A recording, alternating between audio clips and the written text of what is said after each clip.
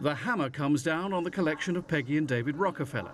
Gemma Sudlow's the auctioneer this morning at Christie's, New York. Collectors discreetly snapping up artifacts from one of America's most famous business and philanthropic families, one with a deep affection for Chinese culture. The Marly Rouge dessert service was actually made in France at Sèvres, but only after years of study by the French into Chinese porcelain-making techniques. The Chinese had been the only people to make porcelain for a long time until the 18th century. Europeans finally learned from China how to make porcelain. This particular service was actually commissioned by Napoleon, and it was delivered to him, we know from the Sèvres record books, at Fontainebleau in the fall of 1809. This is not the last we shall see of exquisite dessert and dinner services in this auction. But first, who was John D. Rockefeller, the man who started a dynasty? John D. Rockefeller is known as the world's first billionaire. A quintessential robber baron of the 19th century, he began with nothing and built an incredible global business and philanthropic empire. From the outset, Rockefeller was involved in the oil business in China, where he also championed Chinese causes. One of his first philanthropic endowments was the Peking Medical College, still ongoing today, and I understand it's China's premier medical school. The family founded it and funded it.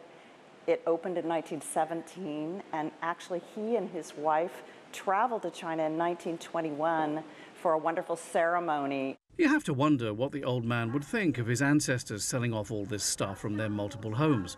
Probably happy that the money is going to 11 different charities. And we're not finished with dessert and dinner services yet. Two more enormous dinner services are on sale today, both Chinese exports, like this so-called tobacco leaf dinner service circa 1775 with exuberant enameling. The Rockefellers used all of this porcelain. They didn't believe in hiding things away in storerooms or bank vaults. They very consciously believed that their beauty should be appreciated and shared, and that they should be given life by being used in entertaining friends and family. And this Chinese export dinner service carries the family name, Rockefeller Pattern. It's full of colourful Chinese characters and characteristics. Each piece has a completely unique Chinese scene, really beautifully and intricately enameled. And it's just fantastic to think of how the enamelers sitting in their little workshops in China use their imagination. It doesn't seem to be scenes out of a particular drama or novel or folk stories. It's just a whole mixture of charming scenes of gardens and families and children playing and sages and immortals. They're completely fascinating, and every single one is different.